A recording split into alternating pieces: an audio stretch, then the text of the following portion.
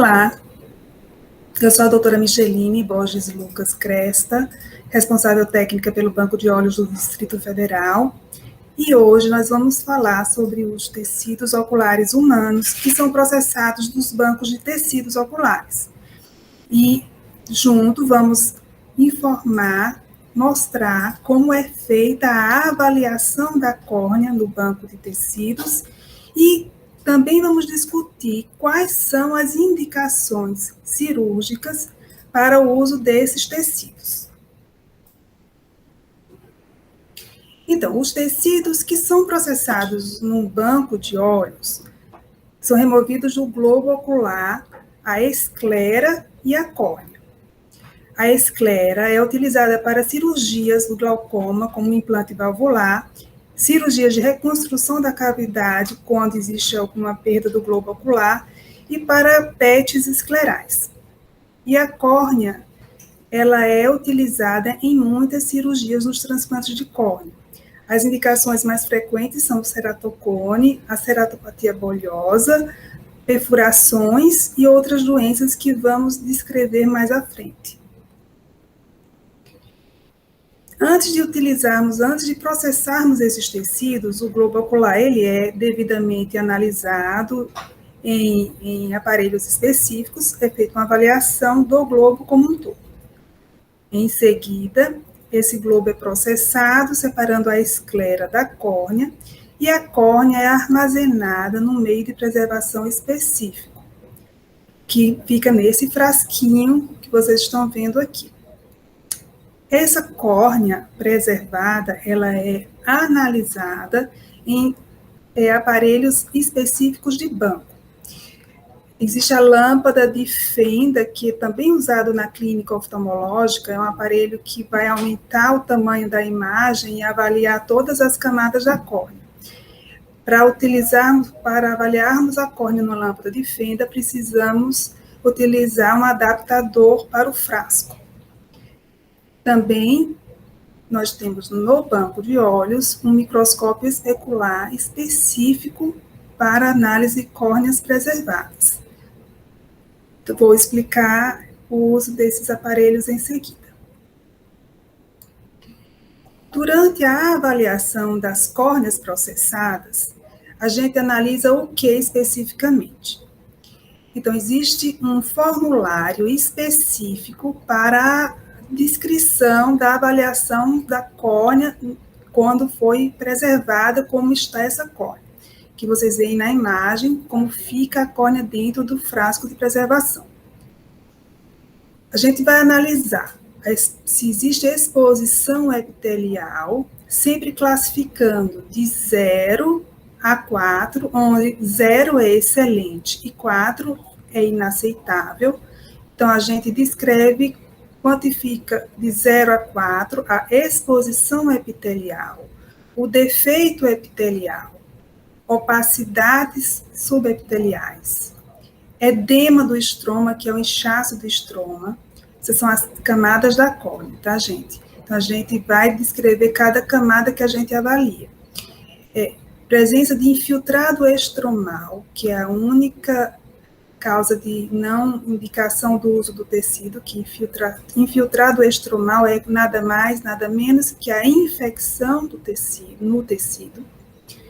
A gente avalia se existe dobras na DCM, perdas de células do endotélio, gutata, que é perda focada,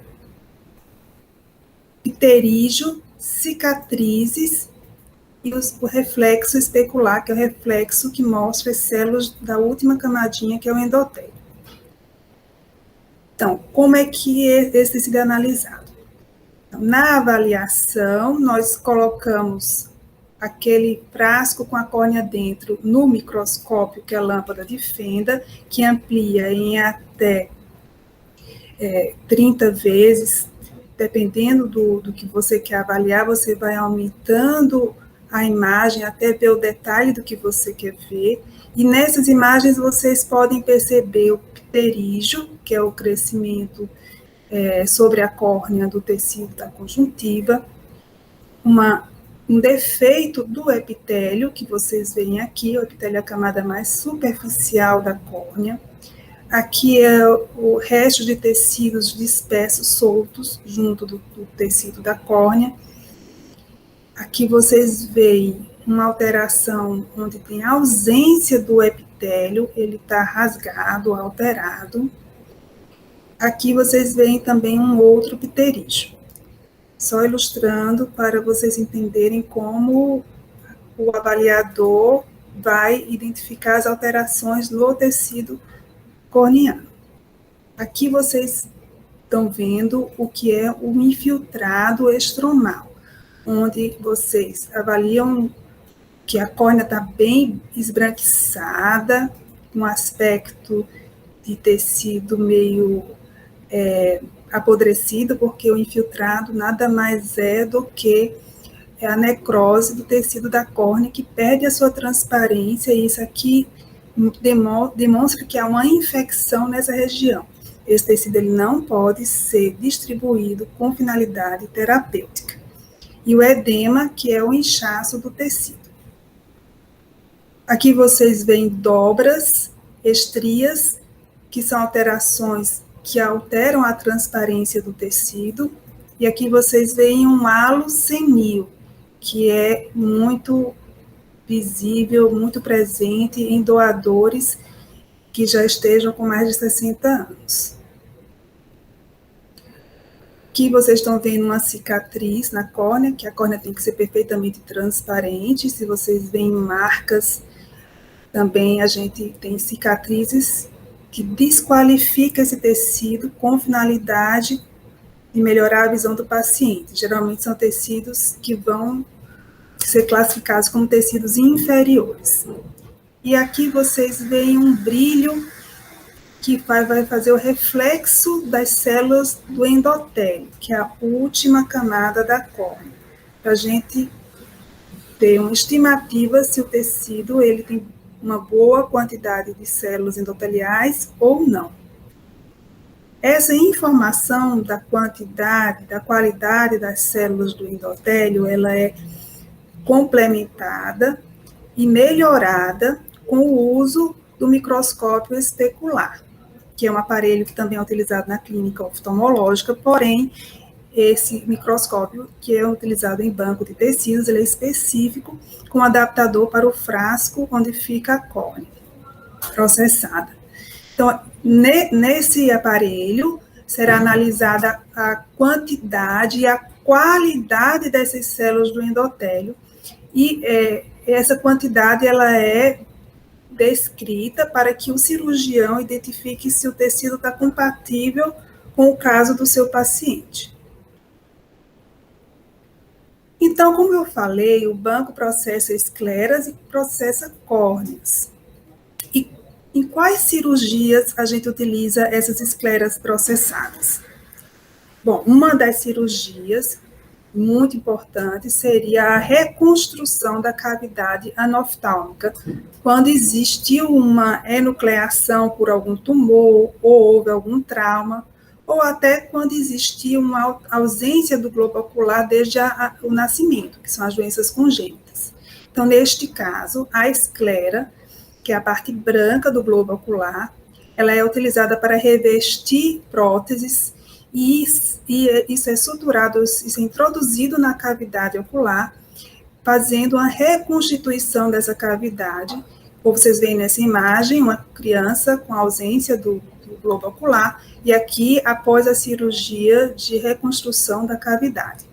Na tomografia vocês veem a prótese aqui diferente do globo ocular normal. Outra forma de uso da esclera seria para a cirurgia de implante de válvulas em glaucoma avançado. Então, existem válvulas que elas são fixadas no globo ocular através de uma porção de esclera que é suturada sobre a válvula, e ao final da cirurgia você vai ver esse aspecto. Aqui tem uma esclera que foi transplantada para segurar essa válvula que está no olho do paciente. É uma cirurgia muito executada e muito importante para o tratamento do glaucoma. Outra indicação do uso de esclera são as doenças que geram afinamento escleral. Muitas são doenças autoimunes, e essas doenças, nesse caso aqui, uma das mais descritas é a escleromalácia. Você tem um consumo do tecido escleral, e isso vai expor a úvea, que é o tecido que está imediatamente abaixo da esclera, e o risco de perfuração ocular e perda da visão é elevado. Então, a gente pode utilizar a esclera também para fazer a reconstituição desses olhos com essas doenças da esclera. Também podemos utilizar a córnea para recompor esse mesmo tecido. O uso da córnea nessas condições, ele vai ser, muitas vezes, mais fácil de ser manipulado. Então, dando prosseguimento, agora vamos falar especificamente sobre a córnea, que é o nosso tecido mais nobre. A córnea é o único tecido do corpo humano transparente. E a gente tem informações da Organização Mundial de Saúde que as doenças da córnea são responsáveis, em quarto lugar, como causa de cegueira no mundo. A gente sabe que as cicatrizes da córnea relacionadas a doenças infecciosas como o tracoma, que vocês veem aqui, fazem com que a córnea perca sua transparência, e a cegueira seja uma das situações que pode acontecer nesses casos. Então, nós vamos detalhar, a partir de agora, as causas que levam a um transplante de córnea. Então, em relação a quais são as principais indicações de transplante de córnea no mundo? Na maior parte do mundo, o ceratocone é a principal causa de transplante de córnea, que pode ser de vários tipos que a gente vai detalhar em outra oportunidade. A segunda causa mais frequente de transplantes de córnea, de indicação de transplante de córnea, seria a ceratopatia bolhosa, que vamos descrever mais à frente também. As ceratites infecciosas, que são as infecções da córnea, são a terceira causa. E em seguida vem opacidades, que são cicatrizes de várias etiologias, as distrofias endoteliais. A distrofia de Fuchs é a que gera maior indicação. A rejeição ou a falência do enxerto seria uma grande indicação também, principalmente em países onde é realizado muito transplante. E perfurações também seria uma grande indicação de transplante de córnea. Aqui vocês veem uma córnea sendo retirada durante o procedimento de transplante. Um transplante, nesse caso, penetrante. Detalhando as causas principais, nós temos, como eu falei, o ceratocone como primeira causa de transplante, e o ceratocone, ele é uma alteração com uma protusão da córnea associada a um afinamento que pode ser central ou paracentral. O ceratocone, aqui vocês veem uma lâmina histológica mostrando um afinamento central com diminuição das camadas. Como eu falei anteriormente, é a principal causa de transplantes. É uma doença degenerativa da córnea que surge no final da infância ou durante a adolescência. É de causa multifatorial, tem uma carga genética associada, mas o hábito de coçar o olho, ele é apontado como uma causa muito relevante do agravamento do ceratocone em quem tem uma predisposição. O exame biomicroscópico, que é realizado pelo oftalmologista no microscópio, evidencia algumas características dessa doença. Então, o ceratocone que vocês veem aqui, ele pode vir associado à córnea, perde um pouco sua transparência na região central, com o afinamento, e aparecem essas estrias que são linhas fininhas, paralelas, verticais, chamadas estrias de Vogt. Temos também um sinal de Mousson, que é quando a gente pede para o paciente olhar para o chão, e aí você tem a córnea fazendo esse molde na pálpebra inferior, mostrando que a córnea está muito encurvada. Também você pode perceber na córnea um aumento da visibilidade das fibras nervosas e o anel de Fleischer, que é a deposição de ferro, que é essa marquinha muito discreta, amarelinha, que é uma deposição de ferro ao redor do ceratocônio, ou seja, onde está muito curvo, o ferro ele pode depositar formando um anel na córnea. Num ceratocônio muito avançado, nós vamos ter agravamentos desses quadros, e o que nós podemos identificar também nesses ceratocônios avançados é a hidropsia aguda, que é quando a córnea é muito curva e muito fina e rompe-se a última parede da córnea, que é a DCM, por conta desse encurvamento, e essa rotura pode gerar um edema localizado, a córnea fica branca e cheia de líquido, que é o que vocês veem aqui.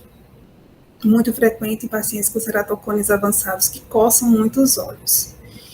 Ou também podem surgir cicatrizes na superfície da córnea. A segunda maior causa de transplantes seria a ceratopatia bolhosa, que é uma alteração da córnea, que a aparência por apresentar um edema estromal, um inchaço do estroma, difuso e progressivo. Como vocês veem aqui, a córnea ela perde a transparência, fica mais pálida, mais esbranquiçada. A causa da ceratopatia bolhosa, ela pode estar relacionada a cirurgias realizadas pelo paciente, onde as células do endotélio possam ter sido danificadas durante o procedimento, mas digamos que a relação que a gente encontra com maior frequência são com as distrofias de Fuchs, que vamos detalhar um pouco mais agora na frente. Essa distrofia, ela deixa a córnea com a camada mais interna muito fragilizada, e ao longo dos anos, essa camada do endotélio, ela vai perdendo a sua capacidade de proteger a córnea do inchaço. Outras alterações que podem gerar a ceratopatia bolhosa ao longo dos anos são a distrofia congênita hereditária endotelial, a ICE síndrome e distrofia polimorfa posterior, que vocês veem bolhosas, porque vocês veem que tem bolinhas aqui em cima, e essas bolinhas, elas são tipo feridas na córnea, dão muita dor, muito desconforto. Então, a distrofia de Fuchs, que pode gerar uma ceratopatia bolhosa ao longo dos anos, você tem perdas focais da camada de célula endotelial. E essa camada de célula endotelial, ela não funciona, passa a não funcionar como devido. Outras causas também seria a endotelite herpética, que leva à perda das células do endotélio, e vocês veem um inchaço da córnea central com perda da transparência. As ceratites infecciosas, como eu falei, nos países pobres, tipo Índia, você tem com muita frequência, mas no Brasil nós temos também.